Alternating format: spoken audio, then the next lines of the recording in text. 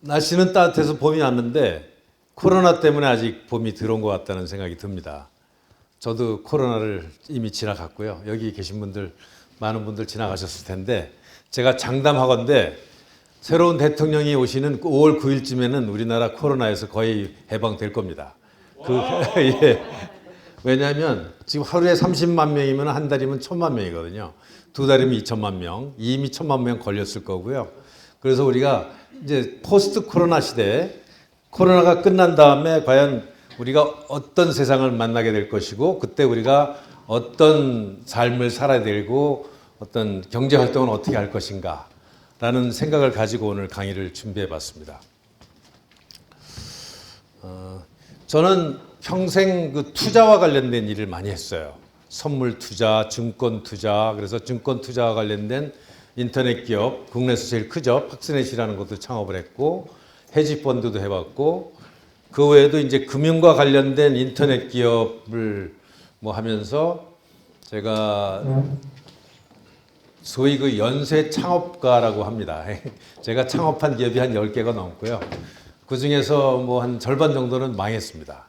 근데 몇 개는 성공한 게 있고요. 그러다 보니까 그 새로운 사업을 창업하려면 미래를 예측할 수 있는 능력이 있어야 돼요. 투자도 마찬가지죠. 증권 투자도 그렇고 뭐 벤처 투자도 마찬가지고 과연 미래가 어떻게 될 것인가에 대해서 제가 끊임없이 연구하면서 살아왔고요. 그래서 제가 이제 주식 투자하는 사람들한테 얘기할 때 항상 잔 파도는 예측할 수 없지만 큰 해류나 큰 조류는 원리를 이해하면 알 수 있다. 그래서 사업을 하거나 인생 계획을 세우거나 공부를 하거나 항상 긴 안목에서 어떤 거대한 트렌드가 있는지를 파악하는 게 굉장히 중요하다고 생각하고 그런 연구를 많이 해왔습니다. 그래서 월스트리트의 투자자들에 대해서 굉장히 많이 연구를 했는데요. 거기서도 보면 1년 이상의 큰 트렌드를 보고 예측하는 사람만이 성공했다. 이런 것이 공통된 그 성공한 사람들의 의견입니다. 여러분들 그 BCAD 하면 생각나는 거 있죠? 기원이 시작되는 거. 이게 비포 크라이스트고 아노 도미니입니다. 거기 그 면류관이 있죠. 가시면류관. 이걸 크라운이라고 얘기를 합니다. 근데 저는 어쩌면 이 코로나 2020년에 생긴 코로나 시대와 그 전 시대가 이렇게 거대한 인류 역사의 획으로 그어질 것 같다는 생각을 했어요. 비포 코로나와 아노 코로나. 아노라는 뜻이 그 코로나의 해라는 뜻입니다. AD 아노 도미니는 예수 그리스도의 해라는 뜻이고요. 근데 우연히 코로나라는 단어가 크라운에서 나온다고 합니다. 코로네이션이라는 것은 면류관을 씌운다는 뜻이고요. 어원이 같습니다. 그래서 제가 과연 이 코로나가 세상을 어떻게 바꿀 것이고 우리가 코로나 후의 세상을 어떻게 살 것인가에 대한 주제로 얘기할 것인데요. 저는 그 세상의 큰 흐름, 특히 경제의 큰 흐름을 볼 때 세계에서 가장 큰 기업들이 얼마나 성장하고 어떻게 변하는가를 계속 관찰해 왔어요. 몇십 년 동안. 그래서 2009년도 몇 개를 보면은요. 2009년도에는 엑슨 모빌이 제일 컸고 한 300조 원 정도 됐죠. 400조 원. 마이크로소프트, 그다음에 은행들, 월마트, 중국계 은행, 그다음에 자원회사, HSBC도 은행이죠. 페트로브라스는 그 브라질에 있는 자원회사고 애플이 이제 바로 등장했는데요. 그때 2007년도에 아이폰이 출시된 다음에 이제 거의 뭐 약했던 애플이라는 회사가 10위권에 딱 들어온 게 2009년도입니다. 우리나라에 2009년도에 이제 스마트폰이 처음 들어왔죠. 그러다 2013년도에 보면 애플이 1등을 하고 구글이 3등으로 올라옵니다. 그 다음에 2016년도 되면 애플과 구글, 마이크로소프트가 1, 2, 3등을 하고 아마존, 페이스북이 올라와서 2016년도 되면 디지털 플랫폼 회사가 전 세계 시가총액의 5개를 차지합니다. 그러면서 전통적인 기업이었던 은행들, 그다음에 에너지 회사, 자원회사, 제조업 회사들이 다 퇴조합니다. 이게 저는 굉장히 큰 시대의 흐름이라고 봤고 제가 강의할 때마다 이 장표를 많이 썼는데요.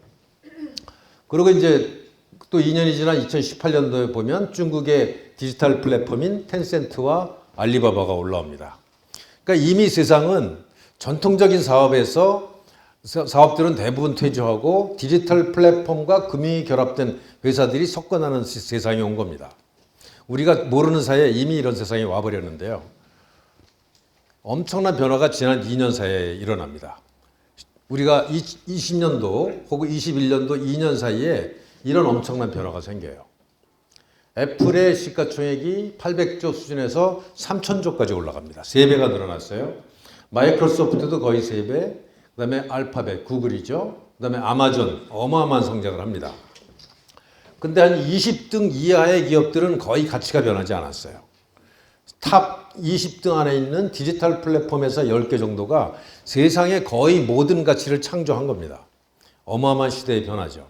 그래서 저는 이거를 어떻게 해석하냐면, 그러면 이 변화가 앞으로 더 커질 것인지, 어떻게 바뀔 것인지에 대해서 우리가 통찰력을 가지면 상당히 이제 사업에도 그렇고 인생살이에 도움을 볼 거라고 생각해서, 그럼 코로나가 끝난 이후에 세계가 어떻게 변할 것인가를 한번 생각해 봤습니다.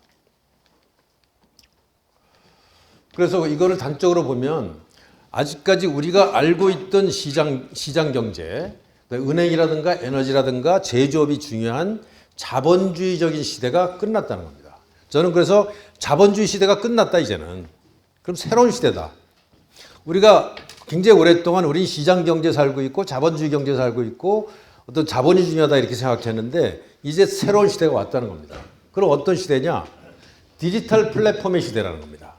그럼 디지털 플랫폼의 시대는 핵심이 뭐냐? 미디어죠. SNS. 예를 들면 뭐 아마존이라든가 구글이라든가 이런 것들. 그 다음에 핀테크와 디지털 리테일과 디지털 헬스가 가장 중요한 시대가 됩니다.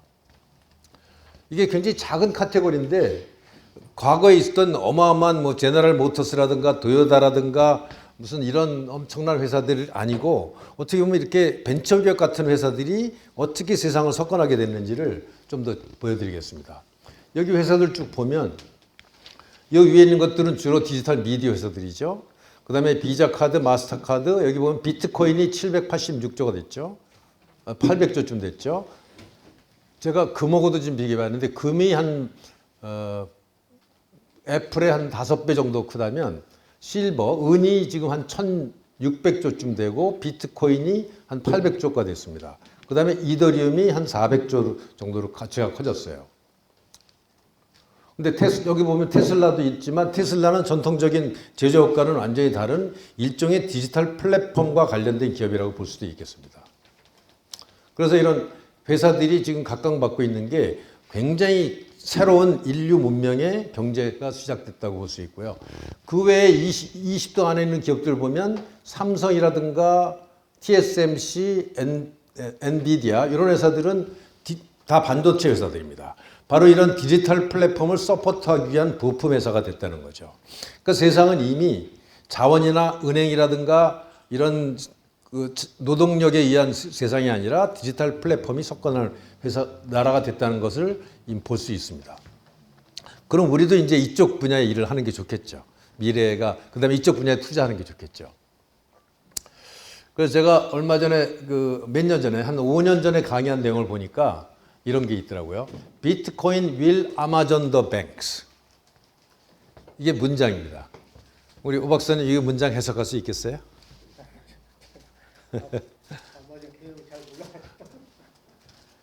그러니까 비트코인이 뱅크를 아마존 할 것이다. 여기서 아마존은 동사입니다. 동사.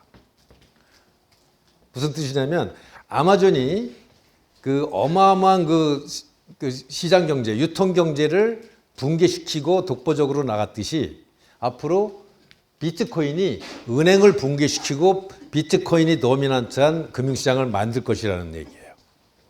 어마어마한 시대의 변화를 지금 말하는 거죠. 제가 이게 5년 전에 강의한 내용이 지금도 유튜브에 있습니다만 이게 지금 실현되고 있는 겁니다. 여러분들 그 유니콘이라는 얘기 좀 들어보셨죠? 유니콘에 대해서 들어보신 분 계시죠? 네, 많이 계시네요. 그러니까 우리가 한 20, 30년 전만 하더라도 유니콘을 상상할 수 없었어요. 유니콘이라는 거는 상상 속의 동물이죠. 뿔이 하나 달린 말. 근데 지금은 주로 어떤 데 쓰냐면 창업한 지 10년이 안 됐는데 아직 상장되지 않았는데 회사 가치가 1조가 넘는 회사를 유니콘이라고 얘기를 합니다. 근데 지난 5년 사이에 유니콘이 어마어마하게 태어나고 있어요. 전 세계적으로. 이것도 바로 디지털 플랫폼 현상입니다. 그래서 전 세계적으로 한 900개 정도의 이제 유니콘이 현재 존재하고 있는데 그 중에서 특이하게 그 중에 700개, 거의 70% 이상이 디지털 플랫폼 회사입니다. 그 중에서 핀테크가 250개, 디지털 리테일이 190개, 디지털 헬스가 80개입니다. 미국이 가장 크죠. 한 200여 개, 중국이 한 100여 개, 그 다음에 한국도 한 열 몇 개 있습니다. 그러니까 불과 5년 안에 조 단위짜리 회사를 창업할 수 있는 시대가 온 겁니다. 근데 여러분들 주목하셔야 될 것은 어느 분야에서 나오냐는 거예요. 그게 바로 핀테크 분야, 디지털 리테일 분야, 소매 분야, 그 다음에 헬스 분야에 나온다는 겁니다. 아까 우리 김장원 부회장께서 발표하실 때 우리가 지금 구독 경제로 가면서 금융과 결합하고 리테일을 혁신시킨다고 하는 것이 바로 이 분야입니다. 제대로 잡았다는 걸 생각할 수가 있겠죠. 그래서 그 디지털 플랫폼의 시대는 가장 중요한 게 미디어, 그다음에 핀테크, 디지털 리테일, 그다음에 헬스, 이것을 서포트하는 세미컨덕터가 지금까지 굉장히 잘하고 있지만 앞으로도 훨씬 더 커질 것이다. 이런 전망을 해볼 수 있다는 겁니다. 여기에 우리가 투신하려고 이것을 좀 더 키우려고 힘을 합친 겁니다. 두진문 회장을 제가 이번에 만나서 저는 주로 금융과 블록체인과 암호화폐 이쪽 투자 전문가인데 실물 경제 합치면서 리테일과 결합하고 헬스와 결합하면서 이것이 훨씬 더 큰 그림을 그릴 수 있게 돼서 굉장히 지금 희망에 부풀어 있습니다.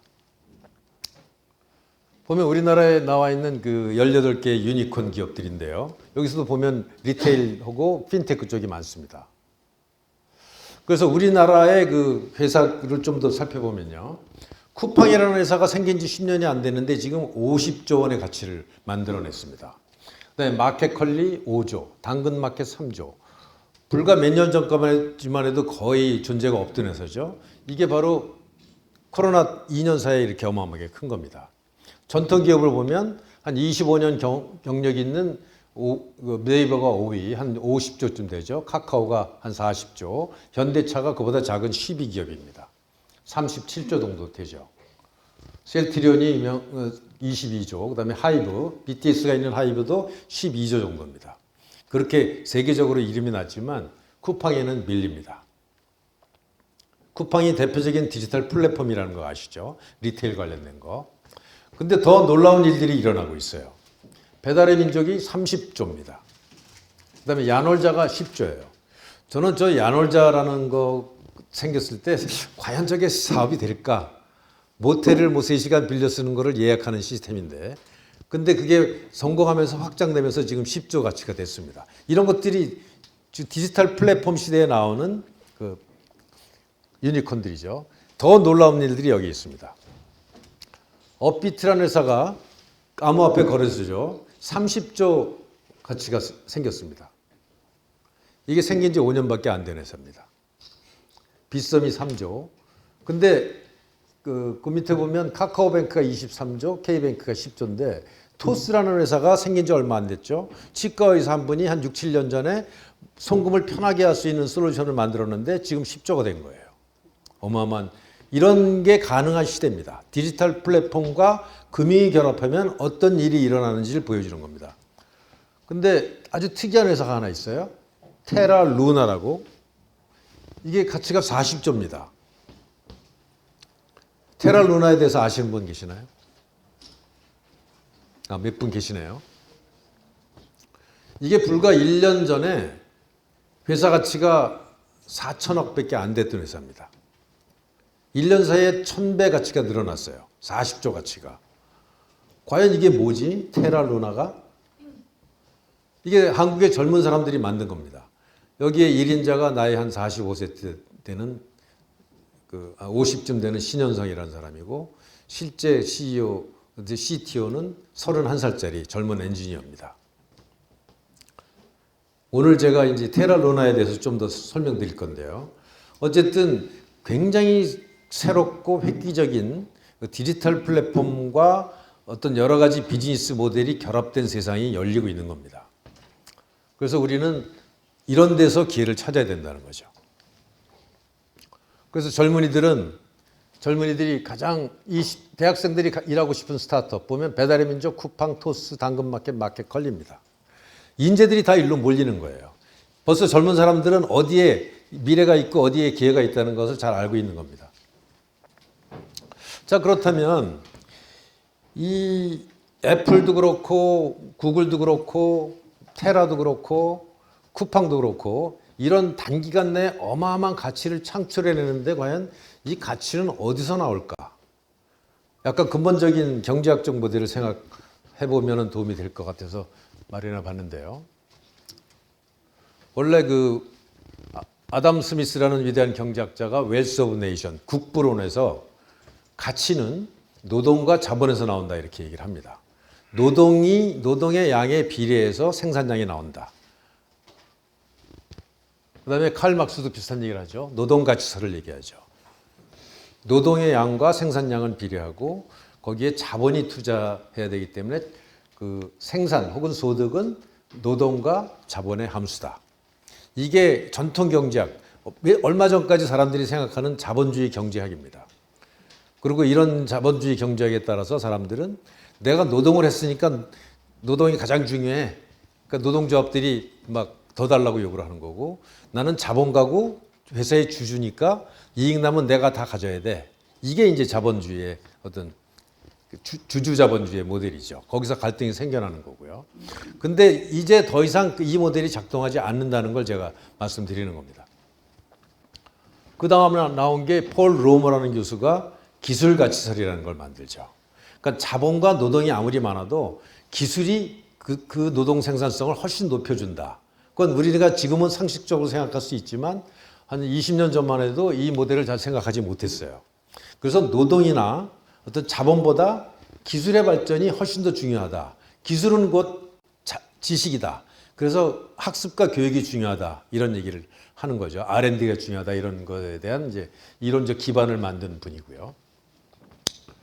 그래서 자본주의 시대, 아까 얘기했던 과거 시대, 자원과 노동과 자본이 중요하던 노동가치설 시대가 있었고 그다음에 자본가치설 시대가 왔죠. 그래서 자본가치설 시대는 내가 주주니까 이익 나면 내가 다 가져야 돼. 이런 시대가 됐고 그다음에 이제 기술가치설이 폴 로머가 얘기했다면 이제는 디지털 플랫폼의 시대는 가치가 나오는 원천이 다르다라는 얘기를 해야 되고 그 가치가 어디서 나오는가를 파악해야만 미래의 방향을 알 수 있고 투자의 방향을 알 수 있고 내가 사업하고자 하는 방향을 잘 잡을 수 있다는 겁니다. 여기엔 네트워크 가치설이라는 게 나옵니다. 장 띠롤이라고 하는 프랑스 경제학자가 2014년도에 이 이론으로 노벨 경제학상을 받습니다. 참고로 폴 로머 교수는 3년 전에 노벨 경제학상을 받습니다. 그 다음에 질서가치설. 이게 단순히 네트워크만 갖고 가치가 생기는 게 아니라 질서가 가치를 만든다. 이게 이제 진화 경제학에서 나오는 바이노커 이론이고 저도 이쪽 이론을 나름대로 만들었습니다. 그게 바로 에카스 이론입니다. 그래서 질서라는 것은 설계도, 노드와 링크, 특허, 계약, 법률, 차터, 거버넌스 구조 이런 어떤 사회적인 시스템이 잘 갖춰진 대한민국 같은 경우는 경제가 발전하고 생산성이 높은 반면 이런 질서가 엉망인 북한이라든가 아프리카 지역은 생산성이 못 오른다. 이런 것까지 설명할 수 있는 이론이 바로 이제 질서가치설인데요. 여기서 제가 한 가지 질문 좀 하겠습니다. 여기에 한 제품이 한 20가지 정도 있는데 이 제품의 공통점이 뭘까요? 제가 질문 몇 번 해봤는데. 개인 소장. 네? 개인들이 가지고 있는 개인 소장품이다.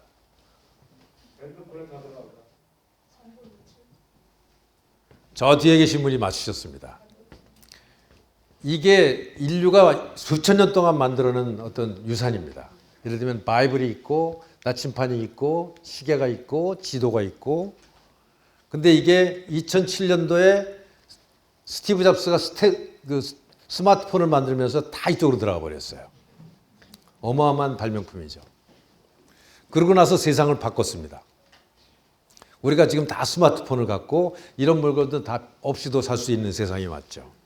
거기서 어마어마한 부가 창출됐고 그다음에 애플이 인류 역사상 가장 큰 지금 3,000조짜리 회사를 만들어냈습니다. 지금 코로나 시대 더 커졌죠. 이게 그럼 이 가치가 어디서 나왔느냐? 바로 질서에서 나왔다는 겁니다. 노동에서 나왔다고 노동도 약간 기여하겠죠. 자본도 약간 기여하겠지만 여기에 스마트폰에 담겨 있는 정교한 질서, 설계도, 네트워크 이런 것이 바로 가치를 만들었다는 거죠. 그래서 바로 이 스티브 잡스가 위대한 점이 여기 있는데요. 스티브 잡스가 만든 이 애플이 과연 이익을 어떻게 내는지 제가 오늘 자료를 위해서 어제 자료를 한번 만들어 봤어요. 아이폰을 판매하는 가격이 약 700불입니다. 700불인데 재료비는 한 200불 돼요. 반도체가 한 메모리, 그다음에 디스플레이 이런 것들이 한 200불쯤 되고 제조하는 데는 얼마 들어가지 않습니다. 15불밖에 들어가지 않습니다. 그리고 거의 700불 중에서 350불이 이익이에요. 이렇게 어마어마한 이익이 나는 이유는 그 조그만 스마트폰 안에 엄청난 질서가 들어있고 편리성이 들어있기 때문에 그 비싼 가격을 주고 사람들이 산다는 거죠. 노동의 비율은 10%밖에 되지 않습니다. 그러니까 노동가치세를 얘기하기가 어렵겠죠. 그 다음에 자원, 로우 머티리얼의 코스트는 불과 한 2, 3%밖에 되지 않습니다. 여러분들 스마트폰 만드는데 뭐가 필요하죠? 유리가 조금 들어가죠. 철이 조금 들어가죠. 플라스틱이 조금 들어가죠. 리튬 들어가죠. 금 조금 들어가죠. 그 재료비는 불과 한 20불밖에 되지 2만 원밖에 되지 않습니다. 근데 그 재료를 조합하고 거기다 질서를 부여하고 반도체를 만들고 스크린 터치를 만들고 거기다 앱을 깔아서 700불짜리의 가치를 만드는 거죠. 이게 바로 질서 가치설이라고 얘기하는 거고 이 질서에다가 수많은 사람들, 수천만 명, 수억 명들이 서로 연결되는 네트워크를 만드는 데서 바로 가치가 생긴다는 거죠. 경제의 원리는 이제는 자본과 노동이 작동되는 것이 아니라 네트워크와 질서가 가치를 만든다는 걸 말씀드리는 겁니다. 바로 구독경제가 만들고자 하는 가치는 질서를 만드는 거예요. 사람과 사람 관계의 네트워크를 만드는 겁니다. 거기서 사람들에게 가치를 만들어주는 거예요. 그래서 전통적으로 제조업이라든가 상업에서 생각했던 어떤 비즈니스 모델과는 다른 새로운 가치와 새로운 질서와 새로운 네트워크가 얼마나 큰 가치를 만드는지를 설명해 드리는 거고요. 저는 두진문 회장 뵌지는 한 몇 달밖에 되지 않았습니다만은 두진문 회장이 주도하셔서 창안하신 그 코디라고 하는 직업 위대한 발명이라고 저는 생각을 하고 있습니다. 지금도 1년에 5천억 원의 가치를 만들어내고 있어요. 2만 명들의 코디가 800만 명을 네트워킹을 해갖고 정수기를 팔고 침대를 팔고 안마기를 팔고 그걸 구독경제로 현재 팔고 있습니다. 그걸 벌써 한 30년 전에 창안하셔갖고 그걸 제대로 조직하신 그 경영자로서 굉장히 존경의 마음을 이제 갖고 있고요. 그보다 이제 훨씬 더 업그레이드된 어떤 구독경제 모델을 코디 모델을 그 확장시키는 것을 한다는 것을 보고 거기에 제가 하고 있는 블록체인과 암호화폐 기술을 이렇게 접목시킬 수 있다라는 점에서 저는 만나자마자 의기투합했고 우리 김장원 부회장 그다음에 김춘호 총장님과 뜻을 갖춰서 한 몇 달 동안 준비한 것을 오늘 발표드리는 겁니다. 그래서 제가 저희 회사가 에카스인데 결국은 진화하는 복잡 적응계라는 시스템이 가치를 창출하는 것이고 거기에 가치가 가장 중요한 건 적합한 질서라는 거라는 겁니다. 그 다음에 이제 현대 경제학, 최근 그 디지털 경제에서 가장 중요한 그 원리 중에 하나는 그 생산 원가가 제로 마지널 코스트라는 겁니다. 생산 원가가 점점 떨어진다는 겁니다.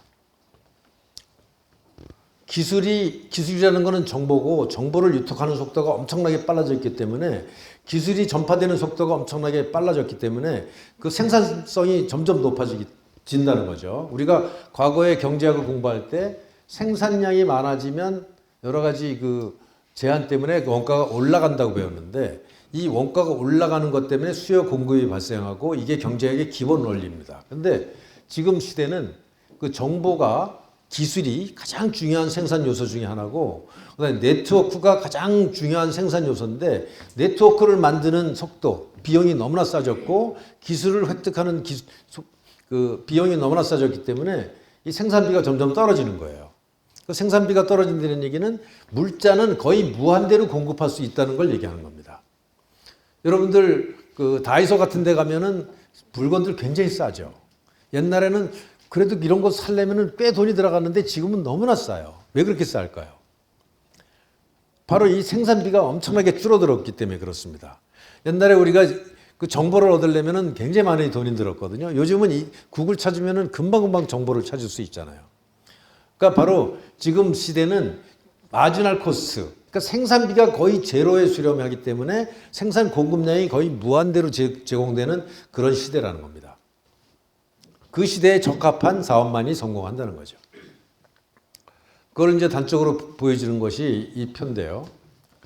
옛날에 비행기는 5천만 명의 고객을 만드는데 68년 걸렸습니다. 텔레비전은 26년 걸렸고요. 스마트폰은 12년 걸렸고 페이스북은 3년 걸렸습니다. 5천만 명의 고객을 만드는데 걸리는 시간입니다. 이게 바로 네트워크가 얼마나 빨리 전달되는지를 알 수 있는 거예요. 근데 놀랍게도 포켓몬고는 딱 19일 걸렸습니다. 5천만 명의 고객을 만드는데. 바로 우리가 지금 구독경제, 원픽 경제에서 이런 식으로 네트워크를 어떻게 빨리 만들 수 있는가에 대해서 천착하는 거예요. 그래서 유튜버 10만 명, 20만 명, 30만 명 가신 분들을 조직하는 일이 굉장히 중요하고 서로 빠르게 우리 조직 내에 사람들을 끌어들이는 일이 굉장히 중요한 겁니다. 지금 생산성, 그다음에 가치의 요체는 바로 이런 네트워킹에 있는 거죠. 그래서 이 네트워크 경제에 대한 이론을 우리가 조금 볼 필요가 있겠는데요. 장 띠롤이라는 분이 2018년도에 이제 노벨 경제학상을 받는데 이 사람이 2014년도에 그 양면 시장이라고 하는 이론을 발표합니다. 그래서 이 사람을 그 Founding Father of Platform Economics, 플랫폼 경제학의 그 아버지라고 얘기합니다. 창립한 아버지. 굉장히 재밌는 이론을 이 사람이 얘기를 하는데요. 과거에는 도대체 애플이라든가 구글이라든가 페이스북이 왜 그렇게 돈을 많이 버는지 사람들이 이해를 못했어요. 그리고 마이크로소프트가 너무나 돈을 많이 벌고 독점하기 때문에 정부가 이걸 규제해야 된다 이런 생각을 많이 했어요.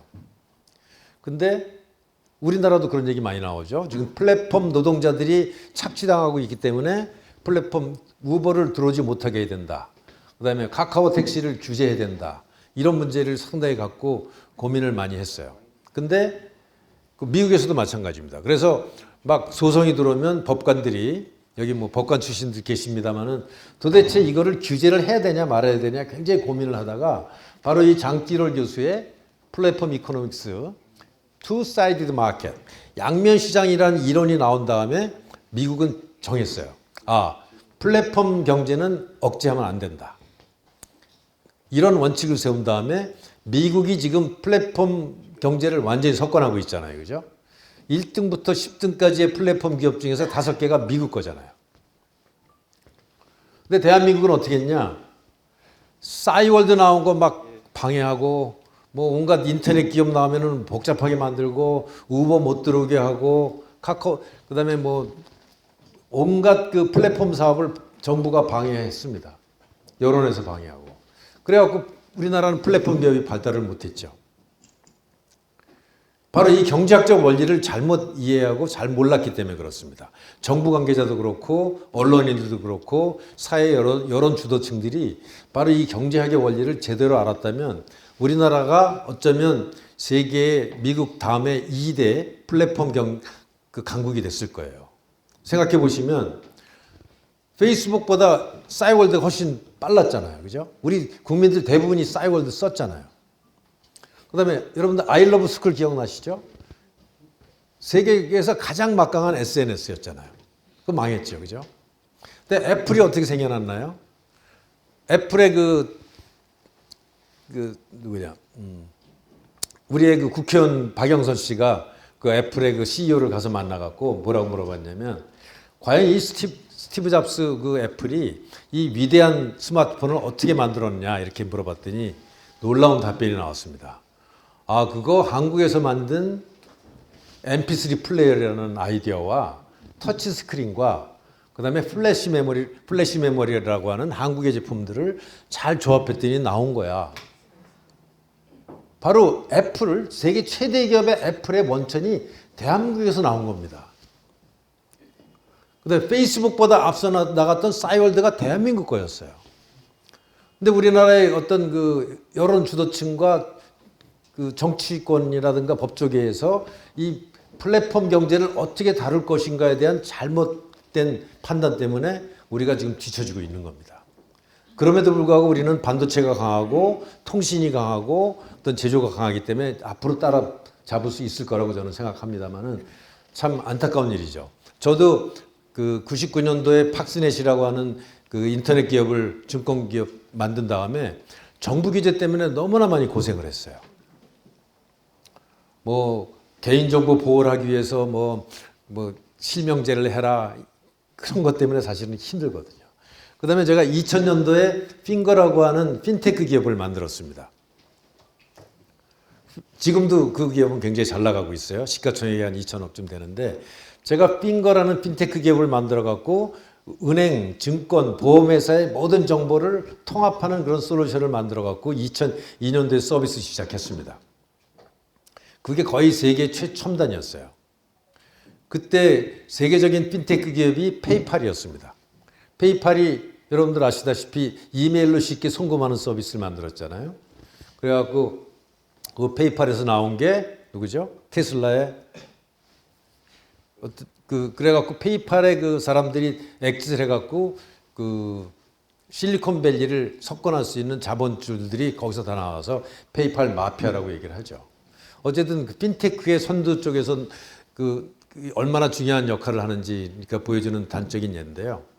어쨌든 우리나라가 앞으로 이런 디지털 플랫폼과 관련된 그 제도에서 이런 거를 좀 공부를 할 필요가 있는데 다행인 것은 이번에 그 대선 과정에서 이재명 후보는 플랫폼 사업을 억제하는 정책이었고 윤석열 후보는 플랫폼을 그 보다 자유롭게 해주고 활성화시키는 정책으로 이렇게 정하셨는데 다행히 윤석열 후보가 대통령이 되셔서 앞으로 우리나라 플랫폼 사업은 굉장히 발달될 것이고 저희 사업도 크게 번성할 거라고 생각합니다.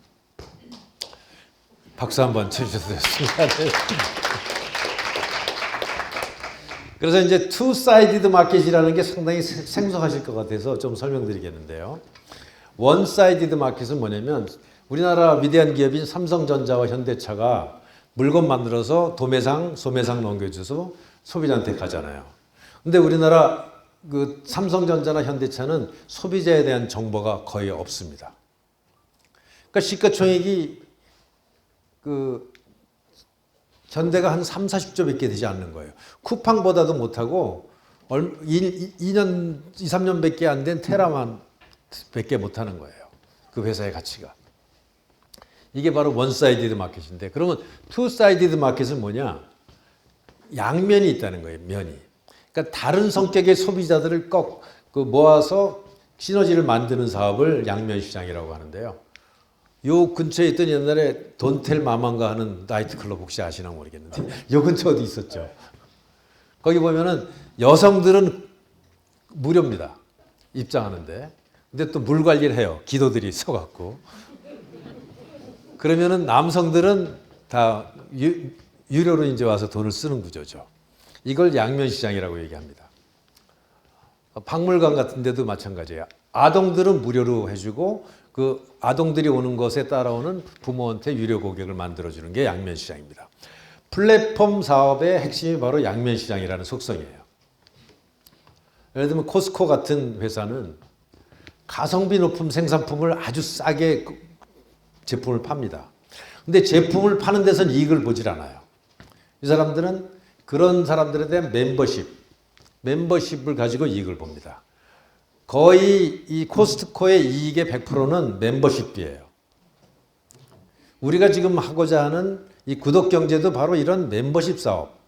플랫폼을 만들어서 사람들이 반복적으로 오게 하는 충분한 서비스를 함으로써 거기서 발생시키는 사업이기 때문에 플랫폼 사업인 겁니다. 그 다음에 뭐 여러분들 잘 아시는 유튜브, 페이스북, 카카오톡 이게 양면 시장이죠.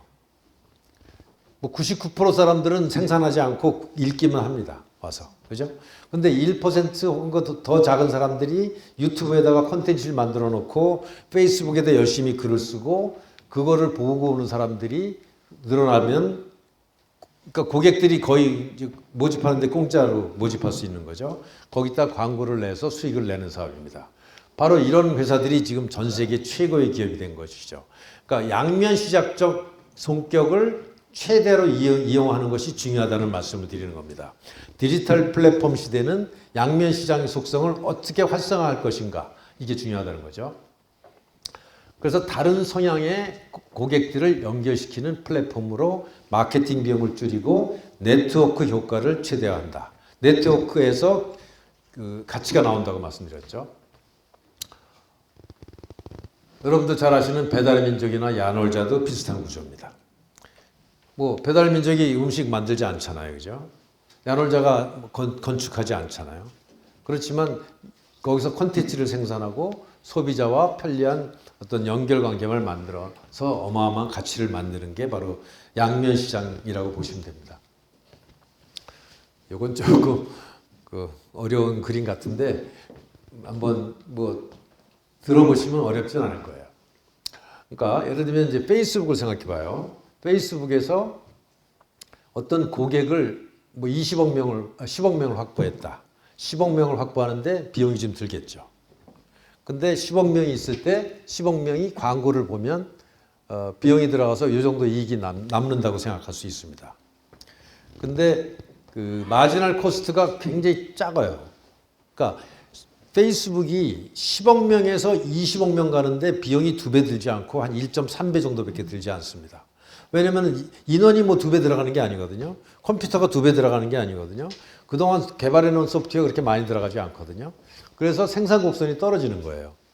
그래서 고객을 2배 늘리는데 한 요 정도 비용이 들어갑니다. 근데 매출은 이렇게 많이 커집니다. 왜냐면 그 고객 늘어난 거에 비례해서 광고비가 늘어나거든요. 그러니까 페이스북이 10억 있을 때와 20억 있을 때 비용은 한 20% 늘어나는데 매출은 100% 늘어나는 거예요. 그러니까 마진이 어마어마하게 좋은 사업이 되는 거죠. 바로 이게 양면 시장의 속성이라는 겁니다. 그래서 이런 원리 때문에 바로 디지털 플랫폼 기업이 점점 더 커지고 특히 코로나 시대에 어마어마하게 커졌다는 걸 볼 수 있죠. 그래서 제가 며칠 전에 이 페이스북 메타, 이름을 메타로 바꿨죠. 그래서 그 경영 데이터를 좀 봤어요. 그랬더니 그 페이스북이 2019년도, 그러니까 코로나 전만 해도 매출액이 71조에서 71빌리언이니까 한 80조쯤 되죠. 1.7배가 오른 118빌리언까지 늘어납니다. 근데 이익은 24에서 47로 2배가 늘어나요. 바로 이게 양면 시장이 갖고 있는 비용은 덜 올라가고 이익은 커지는 원리입니다. 이렇기 때문에 애플이 커졌고 구글이 커졌고 이번에 그 가파라고 얘기하죠. 구글, 애플, 페이스북, 아마존 이런 회사들이 어마어마하게 커진 이유가 바로 그 디지털 그 양면 시장의 속성 때문에 그렇습니다. 그래서 보면 지난 한 2, 3년 사이에 아마존이 2.6배 매출입니다. 애플이 1.6배, 구글이 2.3배, 메타가 2.9배 늘어났습니다. 그러니까 왜 그 디지털 플랫폼들이 이렇게 각광을 받고 이 새로운 시대를 석권하는지를 설명드리는 거고요. 제가 이걸 설명드리는 이유는 바로 이 다음에 삼면 시장이라고 하는 새로운 세계가 있다는 걸 설명드리기 위해서 그런 겁니다. 앞으로 바로 양면 시장을 석권했던 이 가파를 뛰어넘는 삼면 시장의 새로운 세계가 열릴 것이다. 그 세계를 우리가 한번 개척해보자. 이런 뜻에서 제가 양면 시장에 대해서 자세히 설명드린 겁니다. 어쨌든 양면 시장은 거래 비용이 작고 한계 생산비가 작고 네트워크가 크다. 그래서 큰 이익이 나온다는 걸 알 수 있고요. 그래서 제가 이것도 몇 년 전에, 5년 전에 강의한 내용인데, 그래서 양면 네트워크 효과를 보는 관점이 두 개가 있어요. 하나는 이 양면 시장 네트워크는 그 자연 독점이다. 그 다음에 외부 효과다. 시장 실패다. 그래서 과거 경제학에서는 이거는 실패한 경제이기 때문에 규제해야 된다. 이렇게 생각을 했어요.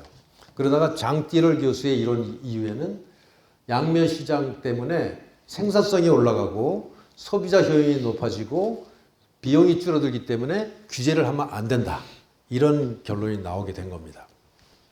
그래서 제가 아까 말씀드린 그 윤석열 회장, 우리 대통령 후보께서 앞으로 디지털 플랫폼 시장은 훨씬 더 잘할 것이다라는 것을 이론적으로 설명할 수 있는 게 바로 장띠럴 교수의 이론이라는 겁니다. 저는 제 소개 여기서 조금 들어가 있는데요. 어쨌든 그 제1야당에서 런던 지점과 뉴욕 지점에 일을 했고 선물 트레이더를 했고 헤지펀드 사업을 뉴욕에서 했고 그 다음에 이제 99년도에 팍스넷이라는 인터넷 기업을 창업했고 그 다음에 핑거라고 하는 핀테크 기업을 창업했고 제가 뉴욕 주립대학에서 금융공학 연구소장도 잠시 했었습니다. 그래서 저는 살다 보니까 디지털 플랫폼 관련된 일만 했어요. 거의 평생 동안. 관련된 사업을 했고 투자 관련된 걸 했는데 그리고 이제 2015년도부터 블록체인 사업을 시작했고 굉장히 빨랐죠. 그래갖고 2016년도에 뭐 LG그룹 같은 데서 강연을 많이 했습니다. 제가 그때 한 약 100회 강연을 했는데 굉장히 인기 강사였습니다. 한 500명, 거의 한 1000명 이상한테 제가 비트코인을 그때 나눠줬어요. 아까 어떤 분이 저한테 비트코인 받으셨다고 그랬는데 어떻게 하셨나? 비트코인 받으신 분 있으세요? 저한테? 여기 계시죠? 근데 어쨌든 그때 가격이 한 30만 원, 40만 원 할 때입니다. 지금보다 200배 올랐죠. 그때 제가 이제 국회에서도 강연을 했고, 그 다음에 제가 국내 최초로 암호화폐 발행하는 사업을 해서 ICO라는 걸 했습니다. 그때 제가 이제 이 암호화폐를 어떻게 설계해야 되는지를 스스로 다 설계를 했고요. 엑셀 작업을 통해서 해갖고 거의 세계에서 탑5 안에 들어갈 정도의 실력 있는 ICO였습니다. 그래서 저는 우연히 농경사에서 태어나서 1차 산업혁명 시대에 설탕 산업을 했고 2차 산업혁명 시대에 알고리즘 투자를 했고 3차 산업혁명 시대에 인터넷 사업을 했고 4차 산업혁명 시대에 블록체인 사업을 현재 하고 있습니다. 아마 저보다 어린 분들은 농경사의 경영을 못 하시겠고 저보다 나이 드신 분들은 아마 이런 4차 산업을 못 하셨기 때문에 어쩌면 인류 역사에서 거의 유일하게 이런 농경사회부터 4차 산업까지 다 해본 사람이 아니겠냐 이런 생각을 해봤습니다. 맞는 것 같으면 박수 한번 쳐주십시오. 지금 운이 좋은 편이죠. 그래서 지금도 새로운 역사를 쓰는 4차 산업혁명 시대에 한번 역할을 나름대로 해보자.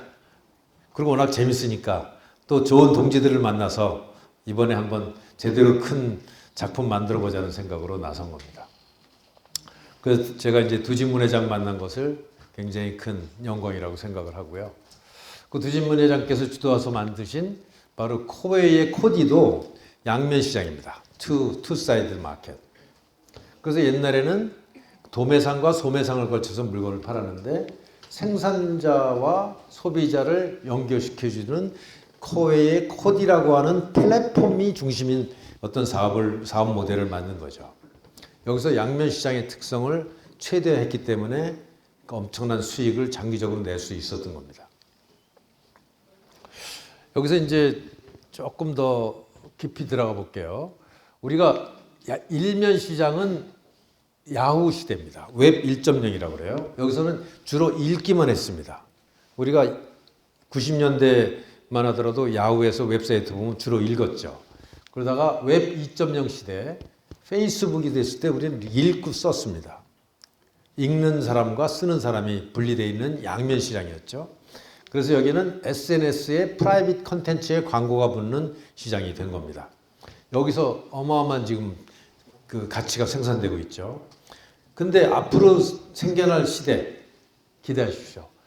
3사이드드 마켓이 생겨나기 시작합니다. 3면 시장. 바로 페이스북이 회사 이름을 메타로 이름을 바꾼 거 아시죠?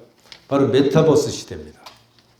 여기는 읽고 쓰고 오운, 소유하는 시대가 되는 겁니다. 그동안 우리가 양면 시장의 시대, 디지털 플랫폼의 시대에서는 우리가 읽고 썼지만 우리 정보는 다 페이스북이 가져갔어요. 내 정보는 다 카카오톡이 갖고 있어요. 내 금융 정보는 다 은행이 갖고 있습니다. 내 의료 정보는 다 의사들이 갖고 있어요. 병원이 갖고 있어요. 나는 없어. 근데 바로 이 3사이드 마켓, 그 웹 3.0 시대는 내 데이터는 내가 갖는 시대가 오는 겁니다. 이 바로 오너십 시대가 오는 거고요. 그래서 프라이빗 미디어, 내 개인 미디어가 생기는 겁니다. 유튜브가 약간 그런 성향이 있죠. 내 스스로 내 방송국을 차릴 수 있어. 그 다음에 여기 좀 어려운 단어들이 나옵니다. 디지털 아이덴티파이어, 마이 데이터, 디센트럴라이즈드 파이낸스, 디센트럴라이즈드 오토노머스 오거니제이션, NFT, 메타버스라고 하는 기술이 필요해요. 바로 이 3사이드 마켓 시대는 웹 3.0 시대에는 이런 복잡한 기술들이 필요합니다. 이게 다 블록체인 기술이에요. 이게 다 암호화폐와 관련된 기술입니다. 암호화폐가 처음 생긴 거는 비트코인은 2009년도에 생겼지만 저는 이제 2015년부터 사업을 했지만 저도 한 2, 3년 전까지만 해도 이런 시대가 올 거라고는 생각 못 했어요. 근데 바로 블록체인 암호화폐 기술 때문에 우리는 3면 시장 시대, 웹3의 시대가 맞이할 수 있게 된 겁니다. 그래서 웹3는 마이 오너십 에코노미예요. 나의 경제의 주인은 나다는 겁니다. 그래서 나의 콘텐츠는 내 거야. 이게 바로 NFT죠.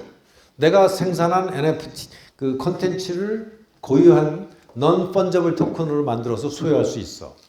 그 다음에 나의 네트워크는 내 거야. 내가 만든 네트워크, 내가 만든 판매 조직은 내가 앞으로 통제할 거야. 통제할 수 있어. 그 다음에 나의 데이터는 나의 소유야. 내 의료 데이터 내가 가질래. 내 금융 데이터 내가 통제할 수 있어. 내가 글 쓴 거는 내가 통제할 수 있어. 이게 바로 다 블록체인 기술 때문에 가능해진 겁니다. 그리고 소비자가 되면서 동시에 사업자가 되고 또 탈중앙화된 금융, 디센트럴라이즈드 파이낸스죠. 거기에 다오, 탈중앙화된 조직에 내가 통제할 수 있는 각자 개인이 주인이 되는 새로운 경제 시대가 온 것이 바로 3면 시장의 그 시대가 온 겁니다. 그래서 우리 지금 구독경제와 에카스가 결합된 원픽, 그 원큐의 어떤 사업 모델은 바로 이런 마이 오너십 에코노미에 기반한 설계를 해야 된다는 것을 이제 설명드리기 위해서 제가 그동안 그 장황하게 설명드린 거고요. 그래서 이 3면 시장을 작동시키려면 블록체인 기술이 필요한데 아마 블록체인에 대해서 잘 모르신 분도 계시겠지만 뭐 차차 공부한다고 생각하시면 되고요. 어쨌든 나의 오운 데이터가 되려면 DID, 이거는 디지털 아이덴티파이어라고 그래갖고 내가 공인인증서 없이 블록체인 기술로 나의 정보를 노출하지 않고 나라는 신원을 증명할 수 있는 기술이 바로 DID 기술입니다. 우리나라 이미 이게 도입됐죠. 정부에서 상당히 서포트를 해갖고. 그다음에 마이 데이터라는 거는 내가 나의 데이터를 다 통제하는 겁니다. 내 의료 데이터, 금융 데이터, 내가 글 쓴 데이터, 나의 이동 데이터, 쇼핑한 데이터들을 내가 통제하고 있다가 그 필요한 사람들한테 팔 수 있도록 하는 겁니다. 내 프라이버시를 보존하면서. 그 다음에 NFT라는 거는 non-fungible 토큰이라고 해서 내가 만든 컨텐츠를 내가 소유권을 확실히 보장할 수 있고 쉽게 복제되지 않는 어떤 디지털 컨텐츠를 만드는 기술이죠. 이것도 다 블록체인 기술로만 가능합니다. 그 다음에 My Own Network. 어떤 조직을 만들 때 내가 참여해서 의사결정할 수 있는 권한을 내가 행사할 수 있는 조직이 DAO라고 얘기합니다. 탈중앙화된 자율조직이죠. 그 다음에 My Own Banking. 크립토커런시하고 디파이로서 앞으로는 각 개인이 은행 역할을 할 수 있는 그 기술이 이미 나와 있습니다. 모든 사람이 은행의 주인이 될 수 있어요. 저희가 만든 에카스도 약간 그런 개념이 있습니다. 그 다음에 보더리스 프로슈머 메타버스. 메타버스 세계는 국경이 없습니다. 우리가 메타버스를 만들면 미국 사람, 한국 사람, 뭐 중국 사람, 아프리카 사람, 브라질 사람들이 와서 한꺼번에 모여서 놀 수 있어요. 여기서는 달러가 통용되지 않습니다. 암호화폐만이 가장 빠르게 통용될 수 있어요. 그리고 우리가 지금 만들어 나가는 구독 경제의 모델도 바로 이런 보더리스, 국경 없는 그 프로슈머. 프로슈머는 생산자이면서 동시에 소비자인 것을 얘기합니다. 생산자이면서 소비자이면서 동시에 사업자가 되는 어떤 개인이 주체가 되는 새로운 경제 모델을 말씀드리는 겁니다. 그래서 그 글로벌 구독 경제 시장 규모가 지금 엄청나게 커지고 있고요. 그다음에 웅진 코의 얘기도 했습니다만은 그 우리나라 지금 그 SK 매직, LG전자, 뭐 현대까지도 지금 구독 경제로 다 움직이고 있다는 데이터를 몇 개 좀 찾아봤습니다. 그래서 원픽의 구독 경제와 저희 에카스 스테이블 코인의 블록체인 기술이 결합해서 앞으로 새로운 비즈니스 모델을 그 쓰리사이디드 마켓을 주도하는 그런 사업을 지금 본격적으로 준비하고 있고요. 거기서 특히 우리가 주목해야 될 분야는 핀테크, 디지털 리테일, 소매, 디지털 헬스 분야라는 것 아까도 말씀드렸죠. 그래서 여기에 포커스한다면 우리가 그야말로 대형 사고를 한번 쳐볼 수 있지 않을까 이렇게 생각해 봤습니다.